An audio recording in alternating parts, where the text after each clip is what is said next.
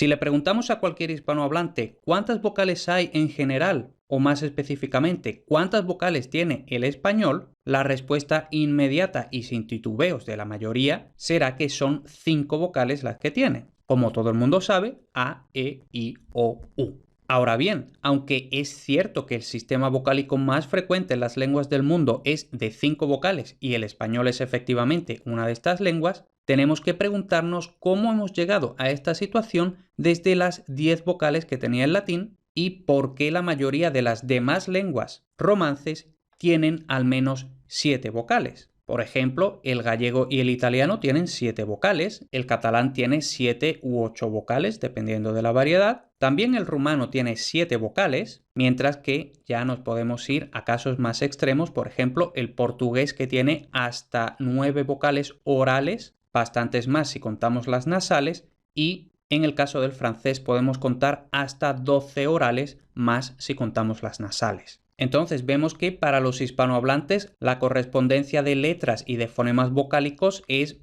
prácticamente simétrica y por eso no titubeamos al responder a esta pregunta: ¿cuántas vocales tiene el español? Y sin embargo, si uno pregunta a hablantes de lenguas con más de 5 vocales, las respuestas son variopintas. Desde el anglófono que afirma que su lengua tiene 5 vocales porque hay 5 letras para las vocales, aunque realmente en inglés hay 12 o 13 vocales, hasta los que sin saberlo instintiva e inmediatamente intentan hacer cálculos acertados en mayor o menor medida al vuelo. Y lo mismo que pasa con el inglés, pasa con muchas otras lenguas donde hay más de 5 vocales que ni siquiera los propios hablantes saben cuántas vocales tiene su idioma. Y de hecho, la situación del español es tan rápida, fácil, intuitiva, que hay muchos hispanohablantes que, si no están familiarizados con la lingüística y la fonética en general, pueden incluso hacerse preguntas como ¿es que acaso hay más de 5 vocales? Pues sí, es muy frecuente, como hemos visto ya, que las lenguas tengan más de 5 vocales. Lógicamente no vamos a entrar en las más de 5 vocales, sino en lo contrario. ¿Cómo es posible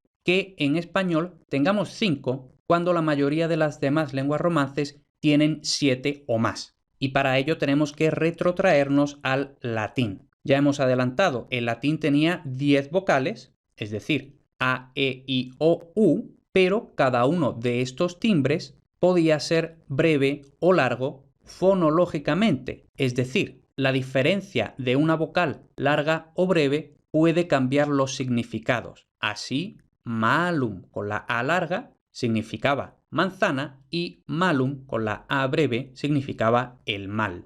A partir de aquí, y si la única lengua romance fuera el español, podríamos pensar precipitadamente que lo único que ocurrió fue que se perdieron las vocales largas o que se fundieron o convergieron con las breves y que por eso tenemos básicamente una grafía para cada una de las 5 vocales. Como vemos aquí, que A breve y A larga se fundieron en A, E breve y E larga se fundieron en E, etc. Y esto ya voy adelantando que no es lo que ocurrió. La historia es más compleja e interesante, eso es lo que vamos a ver en este vídeo, aunque como curiosidad, esto sí que fue lo que ocurrió en sardo, pero el sardo es realmente la excepción. Vamos a ver ahora cómo evoluciona este sistema de 10 vocales del latín clásico al sistema de 7 vocales del latín vulgar. Vemos que, por así decirlo, las vocales se redistribuyen y así, por ejemplo, si la I breve se va hacia abajo y la E larga se va hacia arriba, acaban convergiendo en la E cerrada, mientras que la E breve se va hacia abajo y tenemos la E abierta.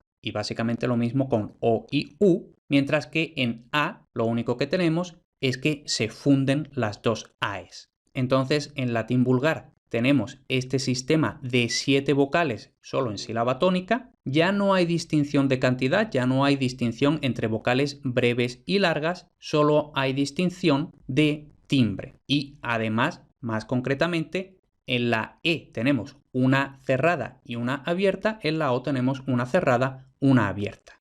Entonces, este sistema de 7 vocales del latín vulgar es el que va a originar los sistemas vocálicos de las lenguas romances y el que va a permanecer tal cual en italiano y también, como mencionamos al principio, del gallego. Entonces vamos a pararnos un poquito para comparar el sistema vocálico del italiano y el sistema vocálico del español. En español, por supuesto, tenemos una sola E, una sola O. En italiano, dos Es, dos Oes. Y de la misma forma que habíamos dicho, malum con la A larga es manzana y malum con la A breve es el mal, es decir, la diferencia entre A larga y A breve es fonológica porque distingue palabras, en italiano, o al menos italiano estándar toscano, hay diferencia entre E cerrada y E abierta. Y así, pesca con la E cerrada es pesca de pescar porque procede de pisca, donde en latín había una I breve que ya hemos dicho que pasa a E cerrada, mientras que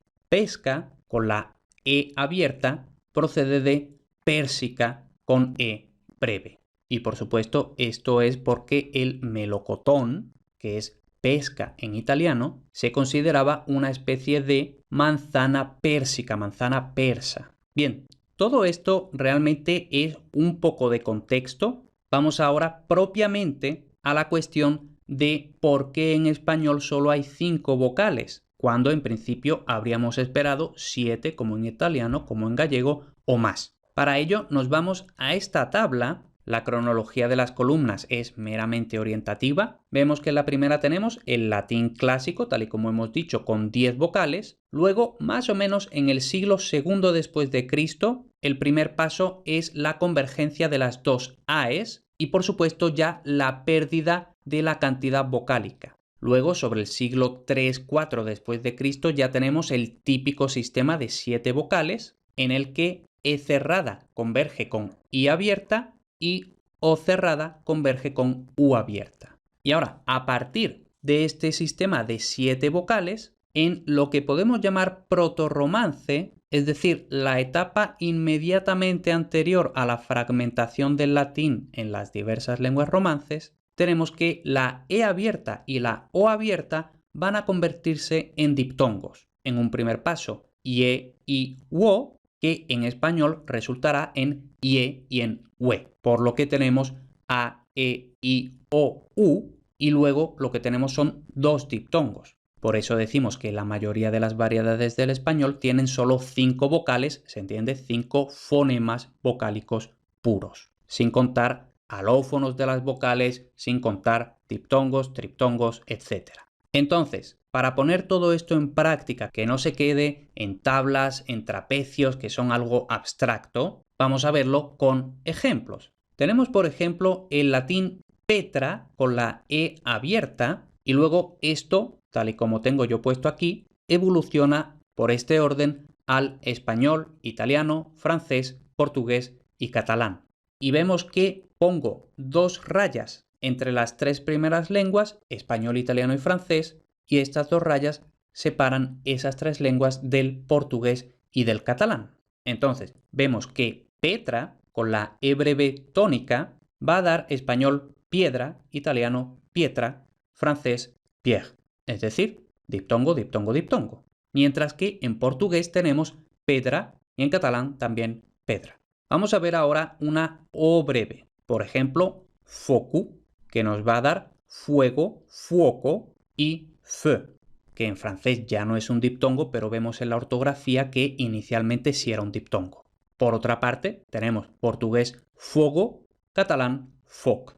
Entonces, vemos muy claramente las 3 primeras lenguas diptongan, el portugués y el catalán no diptongan. Pero vamos a ver otros ejemplos. En festa volvemos a tener E breve tónica, español fiesta, es decir, el diptongo que esperábamos. Pero italiano festa, francés fet y por supuesto portugués festa, catalán festa. Y luego tenemos porta o breve tónica, español puerta con el diptongo que esperábamos, pero italiano porta, francés port y portugués y catalán por supuesto porta, porta. Entonces, de estos ejemplos, ¿qué conclusiones podemos extraer? Que el castellano diptonga siempre, mientras que el francés y el italiano diptongan solo en sílaba abierta, es decir, si la sílaba termina por vocal, si la sílaba termina por consonante, entonces no diptonga. Ese es el caso de festa, porta. Y, naturalmente, portugués y catalán no diptongan nunca. Y entonces es precisamente en estos ejemplos en los que el italiano, el francés, el portugués, el catalán no diptongan, que vamos a tener la E abierta, que se diferencia de la E cerrada, y la O abierta, que se diferencia de la O cerrada. Mientras que en castellano, como siempre diptonga, no se conservan la E abierta y la O abierta, que contrastan respectivamente con la E cerrada y la O cerrada. Y bueno, aquí, por cierto, estoy diciendo el castellano diptonga siempre, bueno, no siempre realmente. Hay ocasiones en que O breve tónica no diptonga. Deberíamos haber tenido, por ejemplo, huejo, huembre, hueja, en lugar de ojo, hombre, hoja, pero eso ya lo he tratado en otro lugar, así que no me repito aquí.